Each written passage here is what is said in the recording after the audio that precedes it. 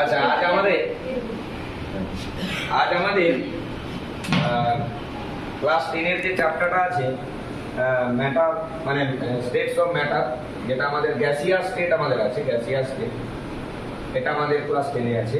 আর solid এবং liquid যেটা class 11 এ আছে। ঠিক আছে, আমরা ইঞ্জিনিয়ারের এইটাকে একটু আলোচনা করার চেষ্টা করছি যে স্টেটস অফ ম্যাটার, এখানে পদার্থের তিনটি অবস্থা, অর্থাৎ কঠিন, তরল এবং গ্যাসীয়, জেনারেল যেটা ম্যাটার হয়, অর্থাৎ কঠিন, তরল এবং গ্যাসীয় এর সম্পর্কে আমরা কিছু প্রপার্টি বা বৈশিষ্ট্য নিয়ে আলোচনা করব।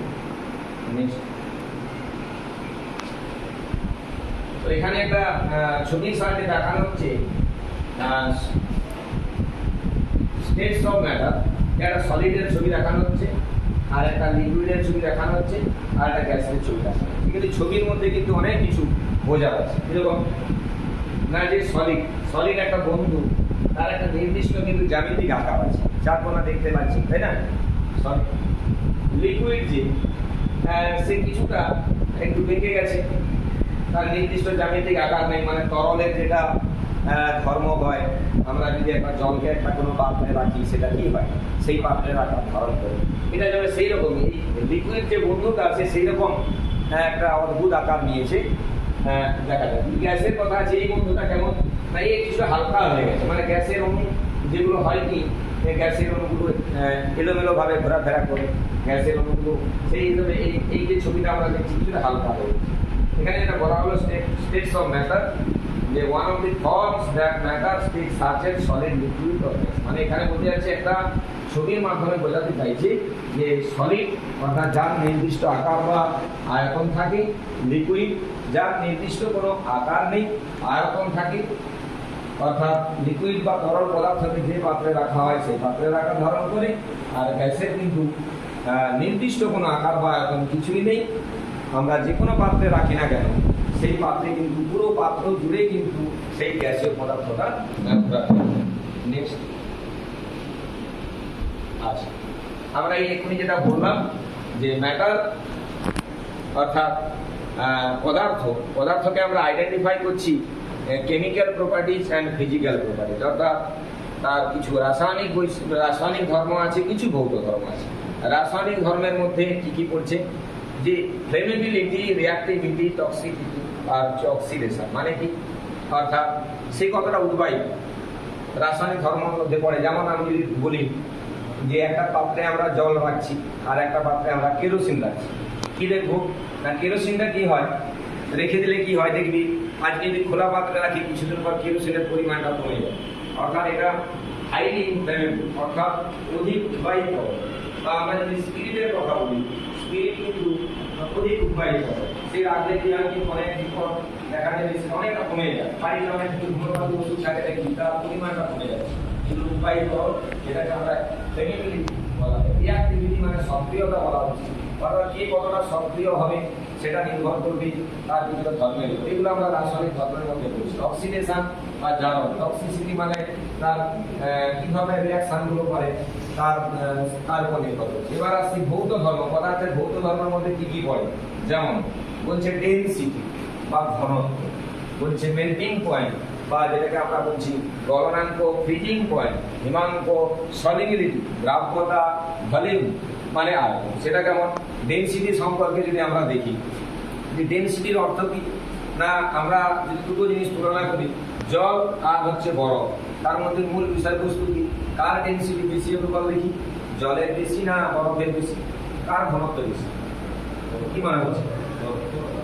না, প্রভাবই নয়, জলের কিন্তু ঘনত্ব বেশি। ঠিক আছে, সেই জন্য দেখ, আমরা যদি বরফকে জলের মধ্যে ফেলে দিই, বরফ কিন্তু জলে ভাসে, তাই তো? বরফ জলে ভাসে, তার মূল কারণ কিন্তু বরফের ঘনত্ব কম আর জলের ঘনত্ব কিন্তু বেশি। সেই ঘনত্ব হিসাবে দেখলাম। দ্রাব্যতা সম্পর্কে আমাদের কি ধারণা আছে, দ্রাব্যতা মানে দ্রবীভূত হওয়ার ক্ষমতা।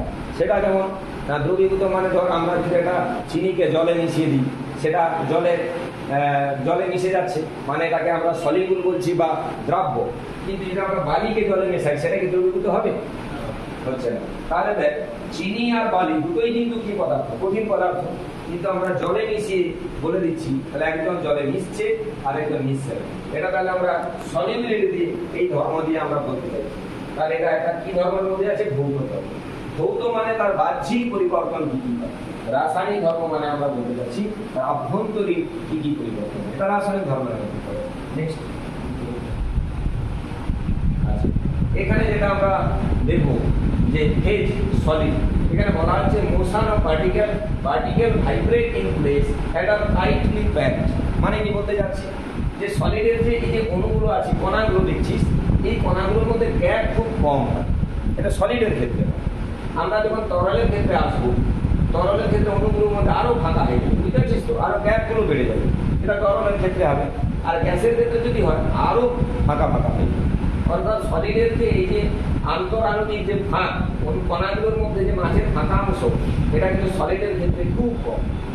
এবং বলা হচ্ছে স্পিড অফ এ পার্টিকেল, বলছে অর্থাৎ কণাগুলো তাহলে কেমন ভাবে ওরা ছোটাছুটি করে না, খুব স্লো।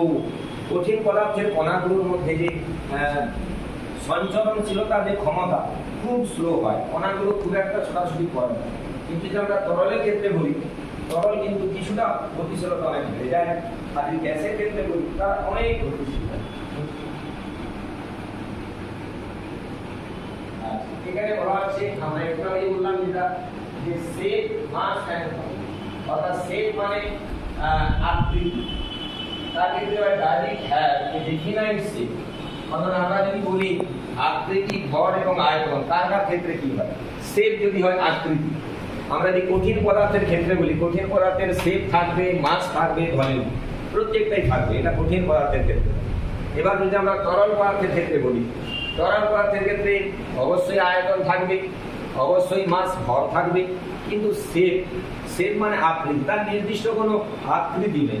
অর্থাৎ আমরা যে পাত্রে রাখবো, বাটির মধ্যে রাখলে বাটির মতো দেখাবে, থালার মতো রাখলে থালার মতো দেখাবে। কিন্তু গ্যাসের ক্ষেত্রে বলবো কি, গ্যাসের ক্ষেত্রে অবশ্যই মাস আছে, অর্থাৎ ভর আছে, আয়তন নির্দিষ্ট কোনো আয়তন নেই, আমরা যেখানে রাখবো সেখানে রাখবো, আর আকৃতিও সেম, নির্দিষ্ট কোনো আকৃতি নেই। এটা হচ্ছে তিনজনের ক্ষেত্রে।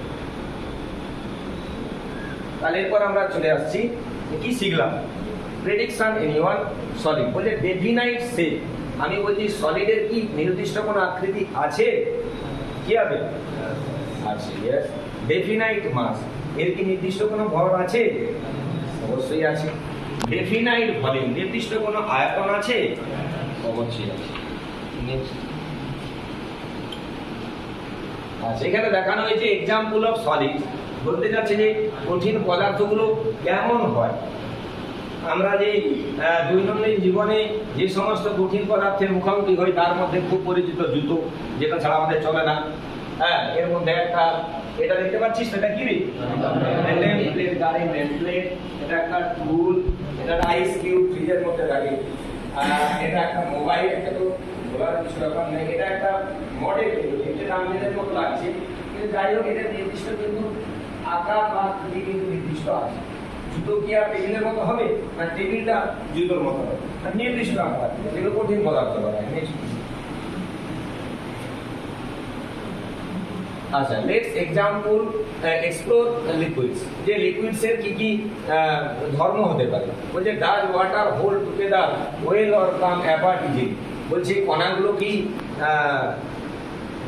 তরল পদার্থের কথা বলছি, তরল পদার্থের কণাগুলোর মধ্যে আকর্ষণ বল দুর্বল হয় না খুব তীব্র হয়। আমরা যদি তুলনা করি কঠিন পদার্থ এবং তরল পদার্থ, কার ক্ষেত্রে কণাগুলোর মধ্যে আকর্ষণ বল বেশি হয়, কঠিন। এই জন্যই কিন্তু কঠিন পদার্থের নির্দিষ্ট জ্যামিতিক আকার থাকে, তরল পদার্থের কণাগুলোর মধ্যে আকর্ষণ বল কিন্তু দুর্বল, সেই জন্য তারা যে পাত্রেই রাখি সেই পাত্রের আকার কিন্তু ধারণ করে। হ্যাঁ, তাহলে মোটামুটি আমরা আজকে যেটা আলোচনা করলাম, পদার্থের যে অবস্থা, তিনটে অবস্থা সম্পর্কে আলোচনা করলাম, বা তুলনা করলাম, তার বাস্তব উদাহরণ সম্পর্কে আলোচনা করলাম। আপাতত আজকে এটুকুই।